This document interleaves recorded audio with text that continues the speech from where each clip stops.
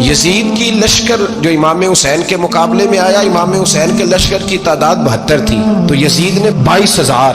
مجھے بتائیے 72 کا 22,000 سے کوئی مقابلہ ہوتا ہے؟ عمر بن سعد نے پھر عبید اللہ ابن زیاد کو لکھا کہ 22,000 بندے تھوڑے ہیں، کچھ بندے زیادہ بھیج. تو عمر بن سعد کو عبید اللہ ابن زیاد کہنے لگے کہ تو پاگل تو نہیں ہو گیا، 72 کے لشکر کا 22,000 بھیجا، اور کتنا بھیجو؟ تو اس نے کہا تمہیں یہ نہیں پتا یہ لوگ کون ہیں؟ یہ مولا علی شیر کی اولاد ہے. ان میں ایک ایک شخص ایسا ہے جو 1,000 کے مقابلے میں لڑنا جانتا ہے. تو یہاں کمزوری دکھائی جاتی ہے. ہمارے بچے سمجھنے لگے ہیں کہ یہ شاید کوئی ایسی داستان ہے، اور اس طرح کا ماحول ٹی وی پہ میں دیکھ رہا تھا، اس طرح کا ماحول بنایا جاتا ہے جیسے کوئی خوف ہے. یعنی واقع کربلا کوئی ایسا واقعہ جسے دیکھ کے خوف طاری ہو جائے، بچے راتوں کو ڈرے، اکیلے درخت دکھائے جا رہے ہیں اور تیر دکھائے جا رہے ہیں. او یار کیا قوم کی تربیت کر رہے ہیں؟ واقع کربلا حوصلے کا نام ہے، دلیری کا نام ہے. سنیں بات اصل میں کیا تھی، بڑے ٹھنڈے دماغ سے میری بات کو سمجھیے گا. حضرت مولا علی شیر خدا کے بعد مسلمانوں کے متفقہ امیر بنے تھے حضرت امیر معاویہ. انہیں امیر کس نے بنایا تھا؟ امام حسن نے. حضرت علی کے بڑے صاحبزادے حضرت امام حسن نے ان سے صلح کی، انہیں خلافت دی. اور صحیح بخاری میں نبی پاک نے فرمایا تھا میرا بیٹا حسن سردار ہے، جب مسلمانوں کی جماعتوں میں لہو بہہ جائے گا تو حسن ان کی صلح کرا دے گا. وہ صلح امام حسن نے کرائی، جناب امیر معاویہ امیر بن گئے. حضرت امیر معاویہ رضی اللہ تعالیٰ عنہ بڑا پیار کرتے تھے نبی پاک سے، بڑا احترام کرتے تھے حضور کے خاندان کا. ان کی جو اجتہادی خطائیں ہیں وہ اپنی جگہ پہ موجود ہیں. چونکہ امام حسن نے ان سے صلح کر لی، لہذا ہم بھی ان کے بارے میں کوئی جملہ کہنے کے مجاز، ہماری مجبوری امام حسن ہے. اس لیے کہ جسے امام حسن صحیح کہے پھر امام حسن کے ماننے والے کو اسے غلط نہیں کہنا چاہیے. حضرت امیر معاویہ رضی اللہ تعالیٰ عنہ کا جب وصال ہوا تو حضرت امام حسن پہلے ہی ان سے وصال کر گئے، آپ کو زہر دے دیا کہ آپ شہید ہو گئے. امام حسین موجود تھے. تو یزید کے بارے میں لوگوں نے کہا جناب امیر معاویہ سے کہ یہ ٹھیک ہے، مناسب ہے اور بہادر ہے، دلیر ہے، وہ جو ہوتے ہیں نا خوش آمدید ٹولہ. تو حضرت امیر معاویہ کے گرد بھی کچھ ایسے لوگ تھے، انہوں نے آپ سے کہا کہ یزید کو نامزد کر دیں. تو آپ نے یزید کو بلایا، حوالہ مجھ سے دیکھ لیجیے گا. بلا کے فرمایا کہ 3 بندوں کے سامنے اپنی خلافت پیش کرنا، اگر وہ تجھے مان جائیں تو امیر بن جانا، نہ مانے تو چپ کر کے گھر بیٹھ جانا. وہ 3 بندے کون ہیں؟ جناب عبداللہ ابن عباس، حضرت عبداللہ بن زبیر اور امام حسین رضی اللہ تعالیٰ. یہ وصیت فرمائی جناب امیر معاویہ. حضرت امام حسین کی وہ شخصیت تھی کہ مشکات میں حدیث ہے، نبی پاک صلی اللہ تعالیٰ علیہ وسلم کی چچی جناب ام فضل صبح صبح گھبرائی حضور کی بارگاہ میں آئیں، عرض کی یا رسول اللہ صلی اللہ علیہ وسلم آج میں نے عجیب خواب دیکھا ہے، میں ڈر گئی ہوں. حضور نے فرمایا چچی کیا دیکھا؟ عرض کی حضور میں نے کہا ہے کہ آپ کے وجود کا گوشت کا ایک ٹکڑا کٹ کے میری جھولی میں آ گیا ہے. حضور یہ کیا ہے؟ تو محبوب خواب سن کے مسکرائے، فرمایا چچی یہ پریشانی والا خواب نہیں، یہ تو خوشی والا خواب ہے. اللہ فاطمہ کو بیٹا عطا کرے گا اور وہ تیری گود میں کھیلا کرے گا. چونکہ وہ میرے وجود کا ٹکڑا ہوگا لہذا خواب تجھے یہ آئی ہے. تو امام حسین پیدا ہوئے، امام حسن کی عمر ابھی 11 مہینے تھی. تو نبی پاک نے امام حسین کو جناب ام فضل اپنی چچی کی گود میں دے دیا کہ فاطمہ کے لیے دونوں بچے سنبھالنا مشکل ہوگا. وہ خواب اس طرح پوری ہوئی. امام حسین سے حضور نے بڑا پیار کیا، بڑی محبت فرمائی نبی پاک سے. کچھ حدیثیں میں نے جمعے میں عرض کی تھیں. حضرت ابو ہریرہ رضی اللہ تعالیٰ عنہ کہتے ہیں یہ واحد بچہ تھا حضور کے گھرانے کا کہ میں نے دیکھا کہ نبی پاک صلی اللہ علیہ وسلم بیٹھے تھے تو یہ حضور سے کہہ رہے ہیں نبی پاک سے کہ نانا جی اٹھ کے کھڑے ہو. کہتے ہیں حضور کھڑے ہو گئے تو کہنے لگے میں نے آپ کے برابر جانا ہے. بچے جو مرضی ضد کر لیتے ہیں نا. قد چھوٹا تھا، عمر 7.5 سال تھی. کہنے لگے نانا میں نے برابر جانا ہے. تو نبی پاک صلی اللہ علیہ وسلم نے ہاتھ پکڑ لیے، فرمایا چل پھر ہو جا برابر. تو حضرت ابو ہریرہ کہتے ہیں انہوں نے حضور نے ہاتھ پکڑے، اوپر کھینچا تو امام حسین نے پہلے اپنے پیر حضور کے گھٹنوں پہ رکھے، پھر نبی پاک کے سینے پہ رکھے، اور جب ان کا قد سر تھوڑا سا حضور سے اونچا ہو گیا تو محبوب فرمانے لگے چل بس کر، تو نے تو کہا تھا آپ کے برابر ہونا ہے، تو اوپر نکل گیا ہے، چل بس کر. فرماتے پھر امام حسین نے زبان باہر نکالی تو محبوب ان کی زبان چوسنے لگے، پھر ساتھ لٹا لیا اور انہیں سونگھنے لگے. تو میں نے عرض کی حضور آپ حسین کو سونگھتے کیوں ہیں؟ تو فرمایا ابو ہریرہ مجھے حسین کے وجود سے جنت کی خوشبو آتی ہے. مجھے حسین کے وجود سے جنت کی. ایک دن حضور گزر رہے تھے. اصل اس طرح تھا کہ یہ نبی پاک کا حجرہ تھا. جن لوگوں کو اللہ نے مدینے کی زیارت کرائی ہے وہ جان سکتے ہیں نبی پاک کا حجرہ تھا. تو حضور کے حجرے کی اس جانب یعنی مسجد کی جو بالکل سیدھ ہے اس کی بیک میں سیدہ فاطمہ رہتی. تو حضور اکثر نہ نماز کے لیے جب نکلتے تو حضرت فاطمہ کے حجرے کے پاس سے ہو کر دوبارہ محراب میں جاتے. محبوب حجرے کے پاس سے گزرے تو امام حسین رو رہے تھے. تو حضرت فاطمہ نے کسی بات میں جھڑک دیا تو امام حسین رونے لگے. تو نبی پاک نماز کے لیے گئے تو واپس لوٹ آئے اور واپس تشریف لا کے کہا فاطمہ حسین کو کیا ہوا؟ عرض کی یا رسول اللہ تنگ کر رہے تھے میں نے ڈانٹ دیا ہے. کیا خوبصورت جملے ہیں حدیث پاک میں. سرکار نے فرمایا فاطمہ اس کو حسین کو نہ رونے نہ دیا کر. یہ جب روتا ہے نا تو میرے دل کو تکلیف ہوتی ہے. تو بی بی صاحبہ کہتی ہیں یہ حکم آیا نبی پاک کا میرے نام پھر میں نے ڈانٹنا چھوڑ دیا. یہ ان کے فضائل تھے کم. ان کی تربیت خود نبی پاک نے فرمائی. خود ڈیوٹی. میں کسی منطق کا میں اب تو اللہ تعالیٰ معاف کرے پہلے ہم لوگوں کو کہتے تھے فلانی مجلس میں نہ جانا فلانی. اب تو مصیبت بن گئی ہے جانے کی ضرورت نہیں. ہر شے موبائل میں آ گئی. مجھے بھیجتے ہیں کہتے ہیں حضرت صاحب یہ ذرا سننا یہ ذرا سننا. کل کراچی سے کچھ مہمان آ گئے اور بچوں نے وہ کلپ سنبھال کے یہ مولوی دیکھو کیا کہتا ہے. اب آیتیں پڑھی جا رہی ہیں قرآن پاک کی. اتنا ٹکڑا یہاں سے لیتے ہیں اتنا ٹکڑا یہاں سے لیتے ہیں اور ملا کے پتہ نہیں کون سا مکسچر بنا رہے ہیں. کسی آیت کا ترجمہ نہیں کوئی واضح حدیث نہیں. ایسے ہوا ہوگا پھر اس کو اس سے جوڑ لیں تو کیا بنتا ہے اتنی جمع کر. یہ کون سا دین ہے جو توڑ مروڑ کے بیان کر رہے ہو؟ کون سا مذہب ہے؟ دین تو واضح کھلی کتاب ہے. اب ہمارا یہ شوق ہے ہم ہر تماشا دیکھنا چاہتے ہیں. ہم اپنے لوگوں کی قدر نہیں کرتے اور بڑی بڑی دور جا کے ہم غلط معاملات میں جاتے ہیں. پھر ذہن ہمارے شکوک کا شکار ہوتے ہیں. ہمیں سمجھنا چاہیے کوئی ایسی کسی دلیل کی ضرورت نہیں ہے.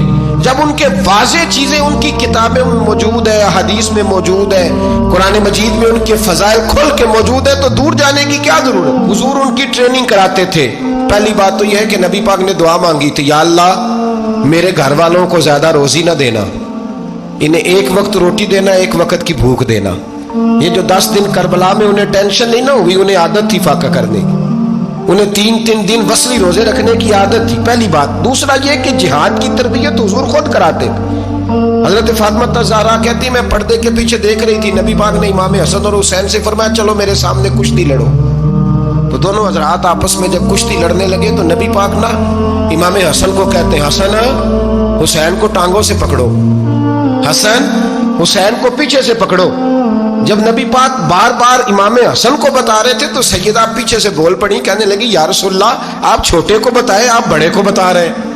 بڑا تو پہلے 11 مہینے بڑا ہے تو آپ چھوٹے کو بتائے بڑے کو بتا رہے. تو فرمایا فاطمہ تو چپ کرنا جو میں دیکھ رہا ہوں تو نہیں نہ دیکھ رہی. ایک کو میں بتا رہا ہوں دوسرے کو جبریل امین بتا رہے ہیں. تو یہ حضور نے اپنے سامنے ان کی تربیت کی ٹریننگ. ہوا یہ کہ یزید جب امیر بنا نا 2-3 چیزیں ہوتی ہیں جب کسی بندے کو قابو کرنا ہوتا ہے. 2-3-4-5 چیزیں ایسی ہوتی ہیں جس سے بندہ قابو آتا ہے. تو اس نے بھی فوری طور پہ یزید نے دیکھا میرے لیے مسئلہ کیا بن سکتا ہے. ولید بن عتبہ اس وقت مدینے کا گورنر تھا. یزید نے اس کو خط لکھا کہ امیر عرب کا رواج آج بھی ہے کہ جب تک نئے خلیفہ کی بیعت نہیں ہو جاتی پرانے کے انتقال کی خبر ہی نہیں دیتے اس کو رکھے رکھتے ہیں. یہ ان کا طریقہ ہے. وہ کہتے ہیں کہ ولی عہد اچھی طرح قبضہ کر لے پھر بتائیں گے. حضرت امیر معاویہ کا وصال ہو گیا بتایا نہیں. یزید نے اب کیا کیا کیونکہ بڑا چلاک آدمی تھا بڑا شاطر تھا بڑا تیز تھا. اس نے ولید کو خط لکھا کہنے لگا کہ فوری طور پہ عبداللہ ابن عباس کو بلاؤ اور سے کہو میری بیعت کریں. یہ جو بیعت ہوتی تھی نا یہ بھی سن لے کیا ہوتی تھی. یہ بیعت حلف ہوتا تھا کہ میں اللہ رسول کے نام پہ حلف دیتا ہوں کہ میں یزید کی اطاعت کروں گا میں اس کے خلاف کوئی بغاوت نہیں کروں گا. کوئی یہ بیعت لوگ سمجھتے ہیں کہ بس ہاتھ پکڑنے کا نام بیعت تھا. اس بیعت کا متبادل جمہوری ملکوں کے اندر ووٹ آیا ہے تو کہا بیعت کرے. حضرت عبداللہ ابن عباس کو بھی بلاؤ عبداللہ بن زبیر کو بھی بلاؤ امام حسین کو بھی بلاؤ. امام حسین آدھی رات کے وقت بیٹھے تھے مسجد نبوی میں چونکہ 5 نمازوں کی آپ امامت کرتے. امام حسین نماز پڑھا کے عشاء کی بیٹھے تھے. جناب عبداللہ بن زبیر. عبداللہ بن زبیر کون تھے؟ یہ نبی پاک صلی اللہ علیہ وسلم کی پھپھی پوتے تھے اور جناب صدیق اکبر کے نواسے تھے. حضرت عبداللہ بن زبیر اور جناب زبیر بن عوام 10 مبشرہ صحابی ہیں ان کے بیٹے تھے. बहुत ज़ीरक आदमी थे, ये भी इमाम हुसैन के पास बैठे थे। अब्दुल्ला इब्न अब्बास भी थे जो हुजूर के चचा के बेटे हैं, इस उम्मत के पहले मुफस्सिर हैं कुरान पाक। ये लोग बैठे थे तो वलीद ने एक बंदा भेजा, उसने आके कहा जनाब आपको गवर्नर साहब ने बुलाया है। तो अब्दुल्ला बिन जुबैर कहने लगे हुसैन इस वक्त बुलाने की बात समझ में नहीं आई। तो इमाम हुसैन बड़े बसीरत वाले थे, अल्लाह ने बसीरत दी थी। कहने लगे अब्दुल्ला आपको समझ नहीं आई, मुझे समझ आ गई है, अमीर माविया विसाल कर गए और ये हमें जो बुलाया गया है ना, ये यजीद की बैत के लिए बुलाया गया है। तो कहा फिर आप आधी रात को ना जाएं, आपके लिए खतरा होगा। तो इमाम हुसैन फरमाने लगे खतरा हुसैन को नहीं होता। नहीं कहा फिर भी आप मेहरबानी करें, जरा एहतियात से जाएं। तो जनाब अब्दुल्ला इब्न जुबैर ने, अब्दुल्ला इब्न अब्बास ने 14 बंदे नेज़े दे के, तलवारें दे के इमाम हुसैन के साथ भेजे और कहा कि इमाम हुसैन अगर उसने कोई गलत मलत बात की ना, जबरदस्ती बैत करने का कहा, तो आप बस कोई एक बात ऊंची आवाज में कर देना, ये सिपाही पीछे आ जाएंगे। इमाम हुसैन उन 14 बंदों को लेके गवर्नर हाउस पहुंच गए। जब आप वहां पहुंचे उसने बताया, उसने कहा जी हजरत अमीर माविया इंतकाल कर गए और आपने यजीद की बैत करनी है। तो इमाम हुसैन फरमाने लगे मैं छुप के बैत नहीं करूंगा, मजमा लगाओ, जुमे वाले दिन ऐलान करो, जो तरीका है हजरत अबू बकर सिद्दीक का, जो तरीका है हजरत उमर फारूक का, जो अंदाज हजरत उस्मान गनी का है, जो मौला अली का है, सरेआम ऐलान करो। अगर सारी दुनिया यजीद की बैत करेगी तो मैं भी तैयार हूं। तुम मुझसे बैत लेके भी लोगों को बताना चाहते हो कि हुसैन बैत कर रहे हैं, तो तुम क्यों नहीं कर रहे? मैं आम आदमी नहीं हूं, लिहाजा छुप के बैत नहीं करता। जब ये बात की ना तो वलीद बड़ा नरम दिल था और इमाम हुसैन की शान को जानता था।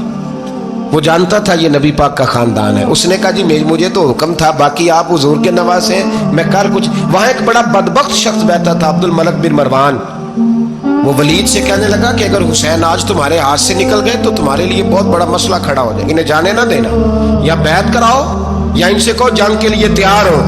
तो हुसैन रदी अल्लाह तआला अन्हु के कानों में आवाज गई तो फरमाने लगे इब्ने मरजाना, अगर तेरे अंदर जुर्रत है तो आ सामने हुसैन के, इसके कानों में बातें ना कर, काना फूसी ना कर, बाहर आ मैदान में, शरारत ना कर, बाहर आ, मैं तुम्हें अभी बताता हूं कि हुसैन से मुकाबला करने का अंजाम क्या है।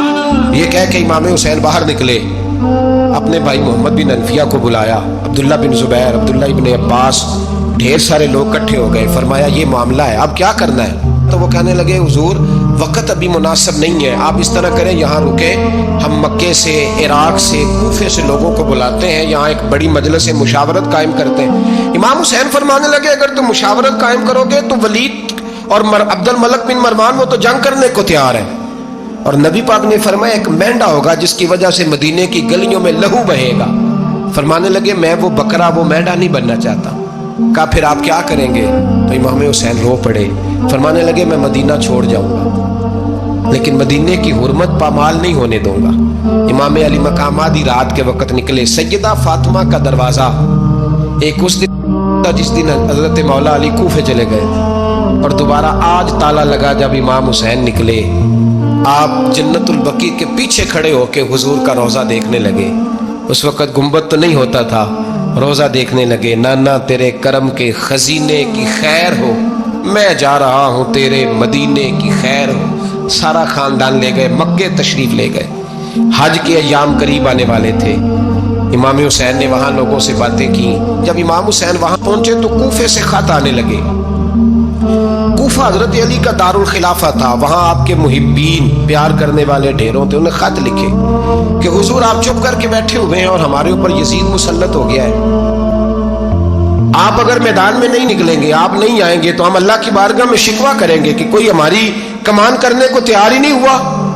और वो खत 1 2 3 नहीं आए, वो खत इतने थे कि 3 बोरियों में भरे थे इमाम हुसैन, 3 बोरियों में। अब मजबूरी हो जाती है, हक के लिए कई दफा बात करना मजबूरी होती है, अगर नहीं करेगा तो फिर इसको भी कब्र में जवाब देना पड़ेगा। इमाम अली मकाम रदी अल्लाह ताला अन्हो ने मक्के में अब लोगों को जमा किया मशवरे के लिए। हर बंदे ने कहा हुजूर वो बुला तो रहे हैं पर अपने वादों के पक्के। कहा हुजूर वो पक्के नहीं, आप ना जाएं। हर बंदे ने कहा हालात ठीक नहीं, हालात ग्राउंड रियलिटी सही नहीं। यही मशवरा आज भी हर बंदा देता है, अभी हालात नहीं। इतने खराब हालात कभी नहीं हुए थे जितने इमाम हुसैन के दौर में थे।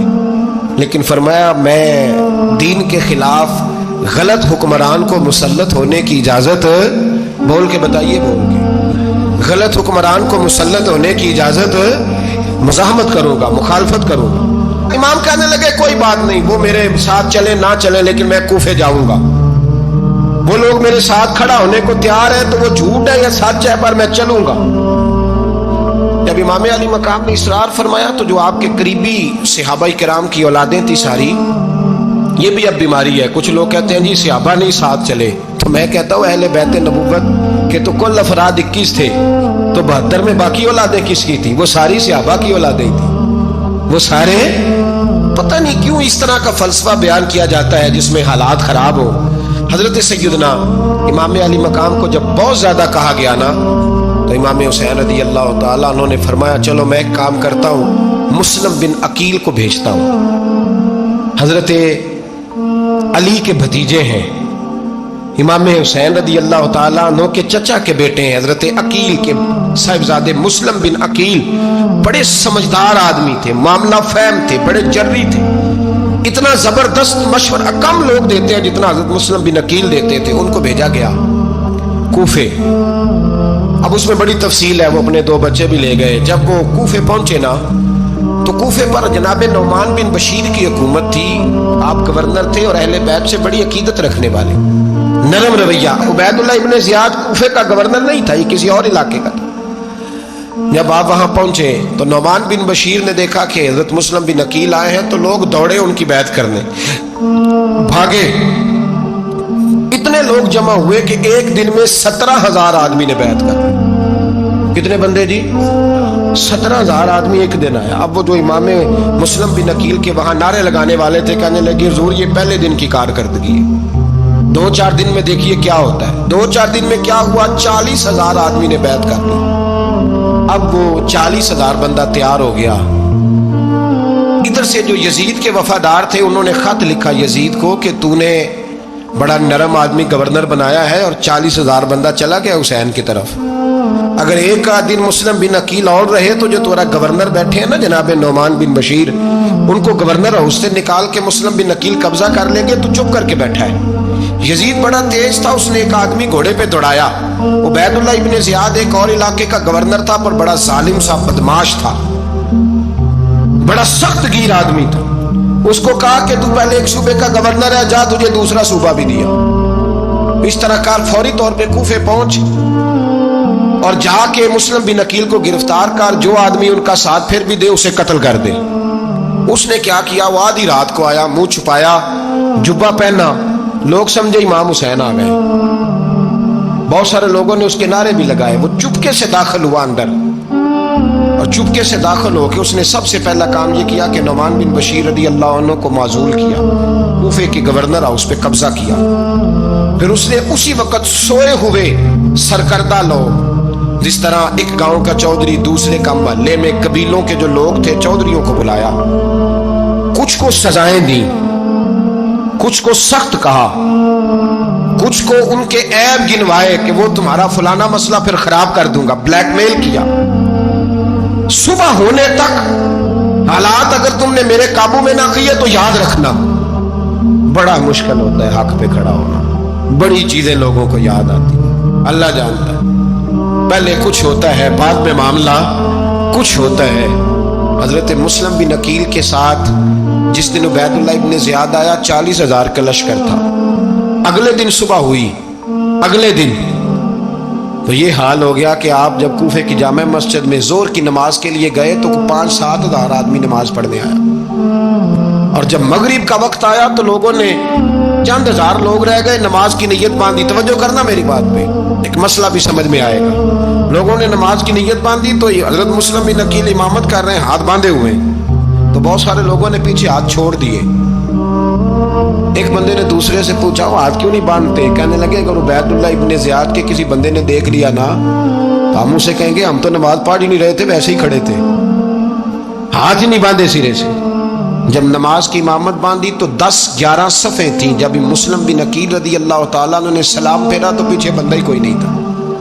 حضرت مسلم بن عقیل کو گرفتار کیا گیا۔ عرب کا رواج تھا دشمن کو سخت سزا دیں تاکہ باعث عبرت بنے۔ بہت اونچا مینار تھا کوفے کا، گورنر ہاؤس کا ऊपर ले जाके जनाब मुस्लिम बिन अकील को जमीन पे गिराया गया। اور جب وہ شہید ہو گئے تو شہید ہونے سے ایک رات پہلے وہ خط لکھ چکے تھے امام حسین کو کہ آپ آ جائیں، حالات بڑے اچھے ہیں۔ خط ملا تو امام حسین مکے سے کوفے کی جانب چل پڑے۔ امام علی مقام رضی اللہ تعالیٰ عنہ جب چل پڑے، تشریف لا رہے تھے تو رستے میں فرزق شاعر ملا، بڑا محب اہل بیت تھا۔ رستے میں ملاقات ہوئی، اللہ اکبر، حضرت مسلم بن عقیل جب گرایا شہید ہو گئے تو پھر اس نے اس طرح کیا کہ آپ کی لاش کو لٹکا دیا چوک میں۔ لوگ دیکھتے تھے تو عورتیں بچوں کہتی تھی تو نے باہر نہیں نکلنا، ہم نے نہیں امام حسین کے ساتھ چلنا، بس بس بڑا خوف ہے، کوئی بندہ نہ باہر نکل، کوئی نہیں ضرورت ہمیں، حالات بہتر ہوگی تو دیکھی جائے۔ آج کتنے لوگ ہیں، کتنی دیگیں پکی، کتنی نیازیں بٹی، کیا کچھ ہوا۔ آپ ناراض نہ ہونا، میں آپ میں سے ہوں، آپ مجھ سے ہیں، یہ بات آپ کی نہیں میری سب کی ہے۔ آج بھی اگر امام حسین کے نام پہ جان دینے کی باری آئے گی تو دیگیں ہی رہ جائیں گی۔ ناراض تو نہیں ہو گئے آپ لوگ؟ فٹافٹ مائیں کہیں گی باہر دی جانا، بالکل پتر سانو کی لگے، سارا دن کوئی ہمارے لیے۔ وہ پیر صاحب تو کرتے رہتے ہیں باتیں، ان کا تو کام ہے، خبردار ہم نے نہیں جانا۔ دیگیں دینے کو سارے تیار ہیں، جانے دینے کو تیار ہونا۔ ناراض ہو گئے آپ لوگ؟ چلو کوئی نہیں، ہو جاؤ، خیر صلی اللہ، بات تو ٹھیک کر رہا ہوں نا۔ حضرت امام حسین رضی اللہ تعالیٰ عنہ نے فرزق شاعر رستے میں ملا تو امام حسین کو کہنے لگا کہاں جا رہے ہیں؟ فرمایا میں کوفے جا رہا ہوں۔ کہنے لگا حضور نہ جائیے گا، لوگوں کے دل آپ کے ساتھ ہیں، تلواریں آپ کے ساتھ نہیں۔ سیدنا امام حسین رضی اللہ تعالیٰ عنہ کو آ کے کہا حضور وہ سارے کوفے والے مانتے ہیں کہ بات حسین کی ٹھیک ہے لیکن آپ کی سپورٹ نہیں کریں گے۔ اور اگلی بات فرزق نے یہ کی کہ حضور میں حضرت مسلم بن عقیل کی لاش کو لٹکی ہوئی دیکھ کے آیا ہوں کوفے کے چوک میں۔ بڑا ہی خوبصورت فکرہ ہے امام حسین کا۔ فرمانے لگے میرا بھائی لٹکا ہوا تھا، کہیں کسی کے آگے جھکا تو نہیں تھا؟ لٹکا ہی تھا نا، کہیں جھکا تو نہیں کسی کے آگے؟ کہا حضور نہیں۔ تو آپ فرمانے لگے اگر مسلم بن عقیل لٹک گیا تو حسین بھی لٹک جائے گا، لیکن جھکے گا۔ حضرت امام حسین تشریف لائے، بچوں سمیت آئے۔ حر بن یزید ایک شخص تھا، حر بن یزید ایک مختصر سا لشکر لے کے اس نے امام حسین کو ایک جگہ پہ روکا، پھر دوسری جگہ پہ روکا، بالآخر تیسری جگہ پہ روکا تو امام حسین نے فرمایا جگہ کون سی ہے؟ کہا حضور کرب و بلا۔ فرمایا بس یہی خیمے لگا دو، یہی۔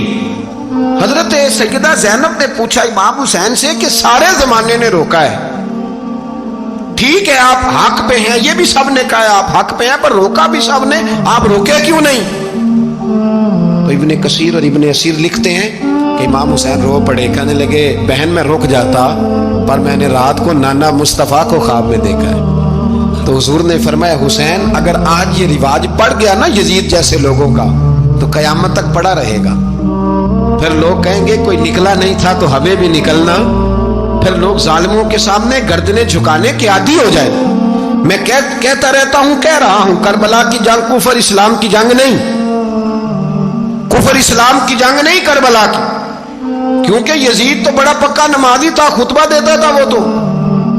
جب امام حسین رضی اللہ تعالیٰ عنہ نے کربلا کے میدان میں جمعے کا دن تھا تو یزید کے سامنے کو بات کرنی شروع کی عمر بن سعد کے سامنے، تو عمر بن سعد کہنے لگا حسین زیادہ باتیں نہ کر، ہمارا جمعہ لیٹ ہو رہا ہے، جنگ کے لیے تیار ہو، فٹافٹ آ۔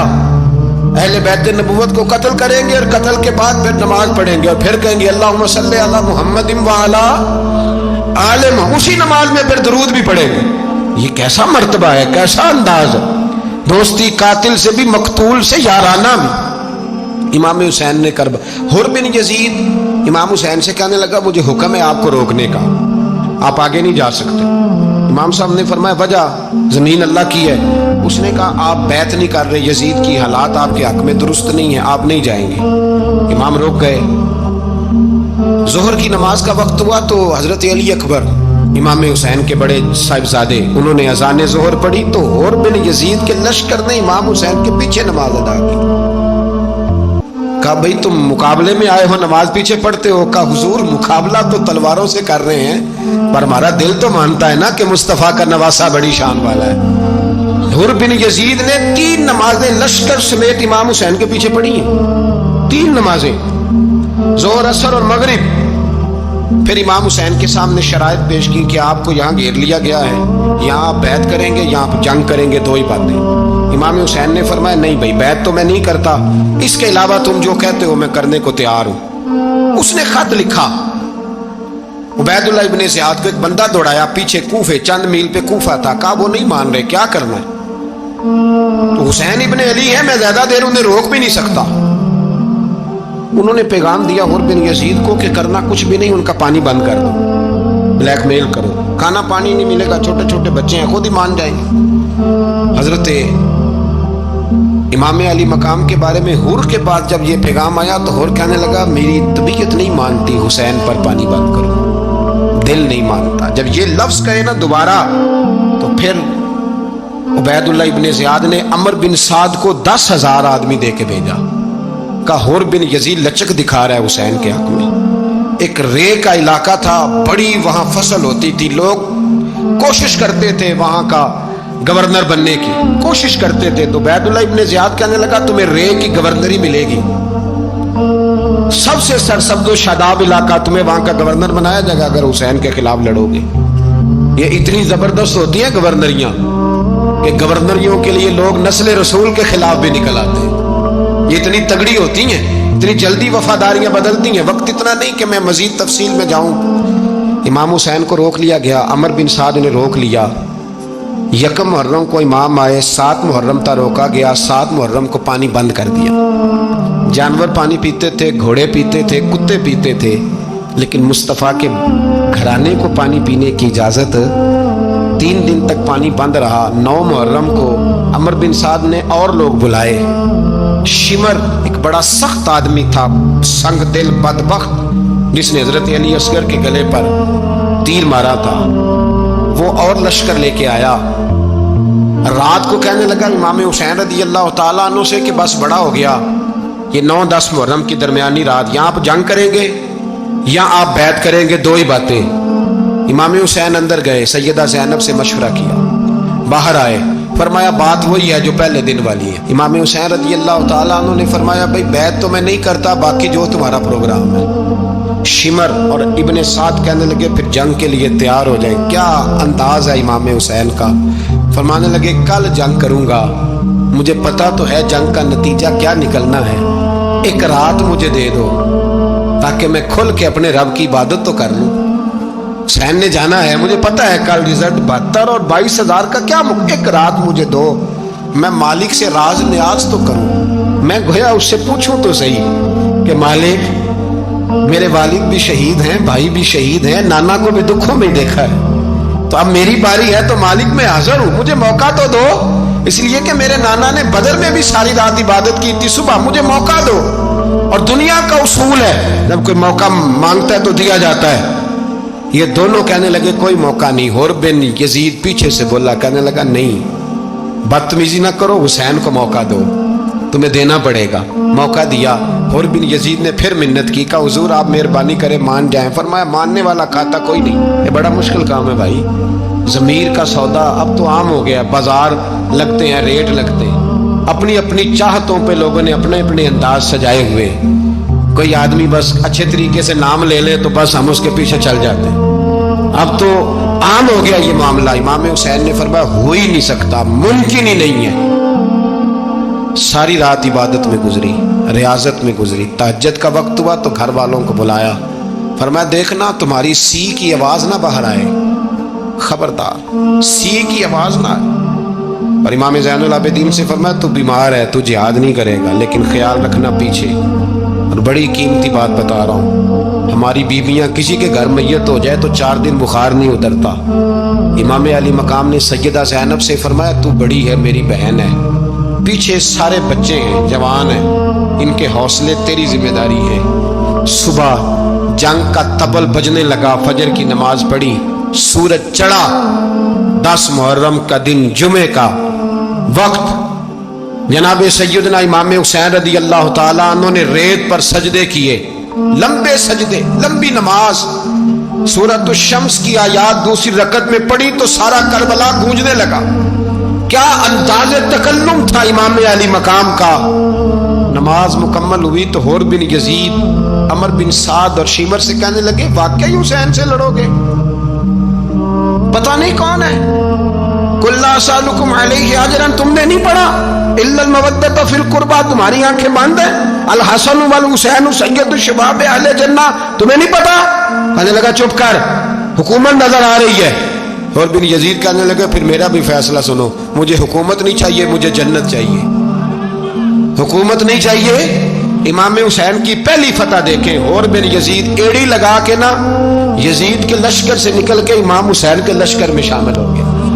اور پہلا شخص جس نے امام حسین کو روکا، امام حسین کے نام پر پہلا سر بھی اسی شخص نے کٹایا ہے. لیکن یزید کی قبر پہ لعنت بھی کوئی نہیں برساتا، اس کا محل تھا بہت بڑا.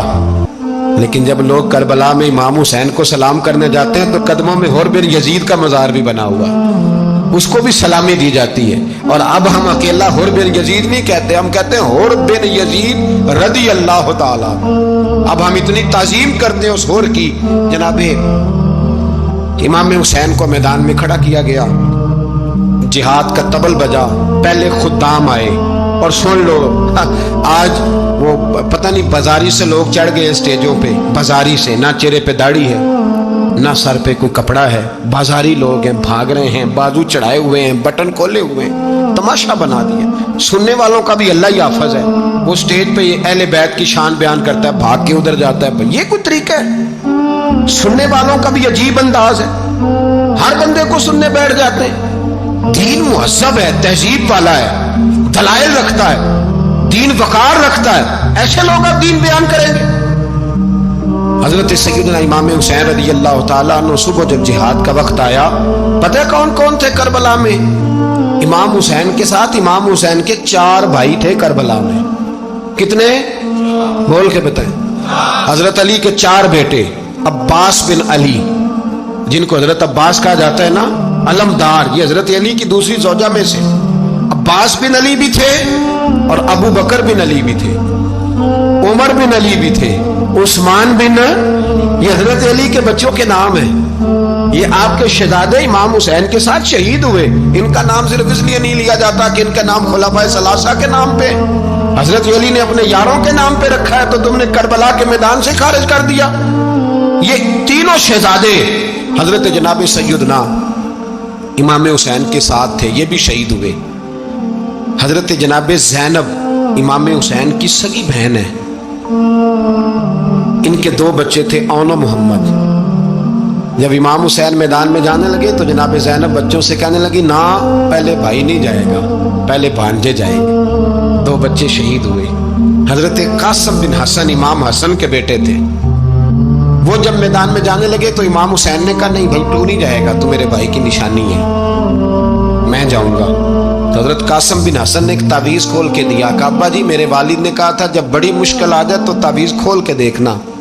تو آج بڑی مشکل آئی ہے تو میں نے تعویذ کھولا ہے، تو یہ دیکھیں کیا لکھا ہے. یہ تو رکا ہے، تعویذ ہے ہی نہیں. جب کھول کے دیکھا تو اس پہ لکھا تھا قاسم اگر حسین پہ کوئی کڑا وقت آ جائے تو بیٹھ کے آگے آگے رہنا، اگر کڑا وقت میرے بھائی پہ کبھی آ جائے نا دیکھنا اس کے آگے آگے چلنا، اسے حسن کی کمی نہ محسوس ہو. پائیاں جہاں ساکھ نہیں کوئی جے وچ خار نہ ہوئے. سیدنا امام حسین پہلی دفعہ کربلا میں اس وقت روئے جب یہ رکا. آپ نے دیکھا تو فرمایا ٹھیک ہے، اگر حسن کی یہ وصیت ہے تو میں نے زندگی میں اگر ان کی ہر بات مانی ہے اب بھی مانوں گا، تمہیں اجازت ہے. جناب قاسم بن حسن 16 سال کا جوان جب میدان میں نکلے تو ہائے ہائے پتہ نہیں کہاں سے آ گئی ہے. امام قاسم بن حسن جب میدان میں نکلے تو تبری سے لے کر علامہ ابو الاسناد صاحب سب کو پڑھ کے تو دیکھو. 3 دن کی پیاس ہے، شدید آزمائش ہے، دکھ ہے، تکلیفیں ہیں، پھر بھی پہلی دفعہ جب میدان میں گئے ہیں واپس آئے ہیں 19 لوگوں کو قتل کر کے واپس آئے. سناؤ قصہ خیبر کو، تمامی اپنے بچوں کو. علی کی داستان سن کے دلوں سے ڈر نکلتا ہے. علی کی داستان سن کے دلوں سے یہ جو بچے ڈر رہے ہیں نا، وہ چمگادڑ آ گئی، کاکروچ آ گیا، یہ خوف نکل جائے گا اگر حضرت قاسم بن حسن کی بات سنیں گے. درجنوں لوگ آپ نے قتل کیے. ایک دفعہ آئے کہا چاچا یزید کا لشکر تو بڑا بزدل ہے، اگر چند قطرے پانی میرے حلق سے گزرے تو میں سارے کاٹ کے لے آؤں گا آپ کے پاس، چند قطرے۔ لیکن تھوڑی دیر گزری، عمر بن سعد کہنے لگا اکیلے اکیلے جاؤ گے تو علی کا پوتا ہے، یہ سب کو مار دے گا، کٹھے جاؤ۔ چاروں جانب سے تیر برسے، ایک تیر لگا آ کے گردن کے پیچھے، بس جناب سیدنا قاسم بن حسن گھوڑے سے نیچے گرے۔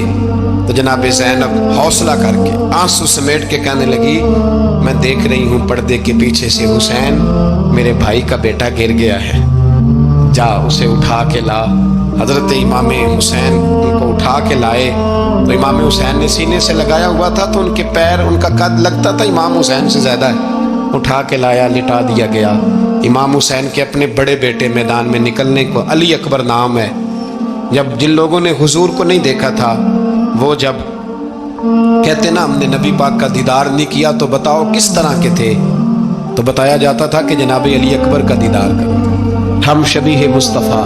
اور جب وہ گلیوں میں نکلتے تھے تو عورتیں چھتوں پہ چڑھ جاتی۔ جناب علی اکبر رضی اللہ تعالیٰ عنہ تلوار لے کے میدان میں نکلے، جوان بیٹے دینے بڑے مشکل۔ او یارو رٹا کیا ہے یہ تو بتاؤ، کہ ظالم آدمی حکمران ہے یار، یہ رٹا ہے، ایک ظالم کا رستہ روکنا ہے، اس رٹے کے لیے ہم شبیہ مصطفیٰ۔ جناب سیدنا امام علی اکبر میدان میں نکلے، بڑے لوگ مارے، بڑے، پھر ایک تیر ان کے بھی گلے میں لگا، اور جب وہ گرے نا زمین پہ تو حضرت امام حسین دوڑ کے آئے، دوڑ کے، اور جب تشریف لائے تو ان کے گلے سے تیر کھینچا تو ایک جملہ لکھا ہے صاحب تبری نے، اس نے حد کر دی، کہنے لگے تیر کھینچا تو امام حسین کی آنکھوں میں آنسو آئے، کہنے لگے کاش جناب ابراہیم آج میرے سامنے ہوتے تو میں انہیں کہتا کہ آپ نے تو بیٹا ذبح کرتے وقت آنکھوں پہ پٹی باندھی تھی، دیکھو میں کھلی آنکھوں سے بچے ذبح کر رہا ہوں، کھلی آنکھوں، کاش جناب ابراہیم خلیل ہوتے تو انہیں کہتا۔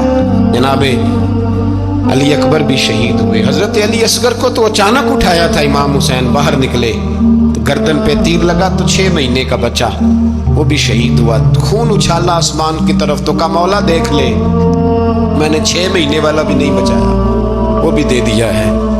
پھر حضرت عباس کو بیٹیوں نے کہا کہ اب نہ، کچھ کہتے ہیں پہلے شہید ہوئے، کچھ نے لکھا بعد میں، کہ اب ہم سے پانی کے بغیر نہیں رہا جاتا، تو جناب عباس پانی کا مشکیزہ لے کے نکلے باہر، ایک ہاتھ کٹا، دوسرے پہ مشکیزہ وہ بھی کٹا، پھر پانی تو بھر لیا تھا لا نہ سکے، پھر گردن کٹی تو شہید ہوئے۔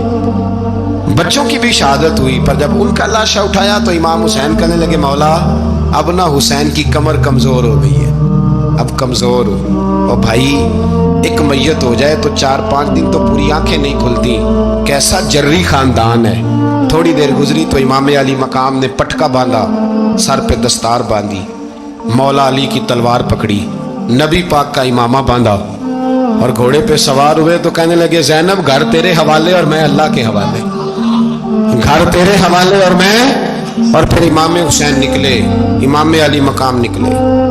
راوی کہتے ہیں کہ یہ جلوہ پہلے بھی بڑے سونے تھے پر آج جو رنگ دیکھا وہ کبھی نہیں دیکھا، کیا انداز تھا، جدھر جاتے نعرہ لگاتے تو حد ہو جاتے، اتنے لوگ امام حسین نے کاٹے، اتنے کاٹے، پھر واپس پلٹ کے آئے اور کہنے لگے زینب ذرا پردے کے پیچھے سے دیکھ تو صحیح میری بہن، ان بزدلوں کو جرت ہی نہیں ہو رہی حسین کے مقابلے میں آنے، ایک دوسرے کو دھکا دیتے، تو جا تو جا، پھر اکٹھے وار ہوئے۔ یہ کون ہے کٹا ہوا، لباس ہے پھٹا ہوا، یہ بال یقین حسین ہے، نبی کا نور عین ہے۔ پھر چاروں جانب سے تیر برسے تو امام علی مقام چونکہ نماز کا وقت ہو گیا تھا، اترے گھوڑے سے، خون بہ رہا تھا، گرم ترین ریت سے تیمم کیا، سر سجدے میں رکھا، اور جب شمر آپ کی گردن کاٹنے لگا تو کہنے لگے ٹھہر جا ذرا رب سے ایک بات کر لینے دے، اور پھر بولے امام حسین، کہنے لگے مالک تو اب بتا کہ حسین سے راضی ہے کہ ناراض ہے، تو بتا۔ تو پھر ایک آواز آئی، یا ایتھا النفس مطمئنہ ارجعی الی ربک راضیۃ مرضیہ، فرمایا نفس سے اٹھا جا، تو اللہ سے راضی ہے، اللہ تجھ سے راضی۔ امام حسین وہاں شہید ہو گئے۔ اب یہ قافلہ امام حسین کا سر کاٹ، ذرا دیکھنا غور کرنا، سر کاٹ کے نیزے پہ رکھا ہے، जिस्म करबला में पड़ा है। औरतों को घोड़ों पे बिठा के ले जाया गया यजीद के दरबार में। यजीद पहले उबैदुल्लाह इब्ने ज़ियाद ने बदतमीजी की, फिर यजीद ने की। सऊदी अरब का एक मौलवी बोल रहा था, सऊदी अरब का, उनसे भी बड़ा इश्क है, जिसने तकरीर सुननी हो मेरे पास है। हमें लोग मशवरे देते हैं कि जो यजीद को अच्छा कहे और हुसैन को बागी कहे उसको हम इमाम मान लें। उस बेशरम बेहया को जो नबी पाक के घराने के बारे में बके उसे इमाम। सऊदी अरब में मस्जिद नबी में दर्स देने वाला जिसने तकरीर सुननी हो मेरे पास है। वो कहता है यजीद तो बड़ा अच्छा आदमी था, उसने तो बड़ी खिदमत की, तो मैंने उसे कहा रिश्तेदारी कर ला यजीद के साथ, करीब हो जा। शर्म नहीं आती? आज भी नबी पाक का दिल दुखाते हो, हया नहीं आती, ख्याल नहीं आता? और लोग घर में बैठ के बातें करते हैं, कहते हैं जी जो बैतुल्लाह में हो वो भी बुरा हो सकता है। बैतुल्लाह में तो 360 बुत भी थे, वो अच्छे थे। मदीने में तो 360 मुनाफिक भी रहे, पूरी सूरह मुनाफिकून नाज़िल हुई, वो अच्छे थे। अजीब तमाशा बना दिया लोगों ने मजहब का। वो आज बकरा है, आज मेरे पास वीडियो आई है, कहता है यजीद ने तो बड़ी खिदमत, तो उबैदुल्लाह इब्ने ज़ियाद ने कत्ल किया। बेशर्मो, अगर उबैदुल्लाह इब्ने ज़ियाद ने भी कत्ल किया था तो हुकूमत किसकी थी? बोले, बोल के बताएं। तो फिर यजीद ने उबैदुल्लाह इब्ने ज़ियाद को सजा क्यों नहीं दी, बल्कि एक जगह 2 गवर्नरियां दी उसको? ये हाल किया। बल्कि सुनो, जो हदीस पाक में आता है वो ये है कि यजीद छड़ियां मार रहा था, छड़ियां इमाम हुसैन के लबों पे। तो नुमान बिन बशीर सहाबी थे, बोल पड़े, कहने लगे ओ यजीद बदबख्त, हाथ पीछे उठा, मुझे अल्लाह की इज्जत की कसम मैंने सैकड़ों बार नबी पाक को इन होठों को चूमते देखा है। हजरत जनाबे ज़ैनब औरतों के मजमे में पीछे होके बैठी हैं। यजीद के पास जब पहुंचा लश्कर तो यजीद कहने लगा देखो अल्लाह ने मुझे इज्जत दी और मेरे मुखालिफों का क्या हाल हुआ। तो बीबी ज़ैनब बोल पड़ी, इतने सदमे सहे पर आवाज तवाना है, जानदार है। हजरत सैयदा ज़ैनब ने जब सुना ना कि ये कह रहा है कि मुझे अल्लाह ने इज्जत दी, तो जनाबे ज़ैनब बोली, नुमान बिन बशीर कहते हैं बीबी बोली, इतने सदमे हैं पर जनाबे ज़ैनब बोली अल्लाह अकबर। इस अंदाज में बोली कि पहले कुरान मजीद की आयत पढ़ी, कहने लगी वतुइज़्ज़ु मन तशा वतुज़िल्लु मन तशा बियदिकल खैर इन्नका अला कुल्लि शैइन कदीर। और फिर कहने लगी यजीद तू बकता है, कहता है कि तू इज्जत वाला हो गया, ये तेरी हुकूमत है, 4 दिन गुजरने दे, तुझ पे कोई लानत भी नहीं बरसाएगा और मेरे भाई का कयामत तक मिंबरों में और खुतबों में जिक्र हुआ करेगा, वक्त गुजरने दे। जब जनाबे बीबी ज़ैनब बोल रही थी तो हुजूर के एक नबीना सहाबी पास बैठे थे, जनाबे नुमान बिन बशीर का हाथ हिलाया, हिला के कहने लगे क्या अली आ गए? तो अली की आवाज लगती है, जिब्रील अमी बोल रहे हो जैसे, हिकमत के गोहर रोल रहे हो जैसे, दरबार दमिश्क में बीबी ज़ैनब का खिताब, मिंबर पे अली बोल रहे हो जैसे। मेरे भाई बस करबला वाला काफिला तो मदीने पहुंच गया। 3 साल यजीद ने हुकूमत की, शराबें आम हो गई, मक्के पे हमला हुआ, खाना काबा का गुलाफ जला, मदीने पे उसने हमला किया। 3 दिन मस्जिद नबवी में उसने घोड़े बांधे, मस्जिद नबवी में सहाबा को निकाल के अपना उसने इमाम मुकर्रर किया, लेकिन फिर उम्मत ने उसे कबूल न किया, फिर वो रुसवा हुआ और आज तक वो रुसवा है। लेकिन इमाम हुसैन का नाम कल भी जिंदा था और आज भी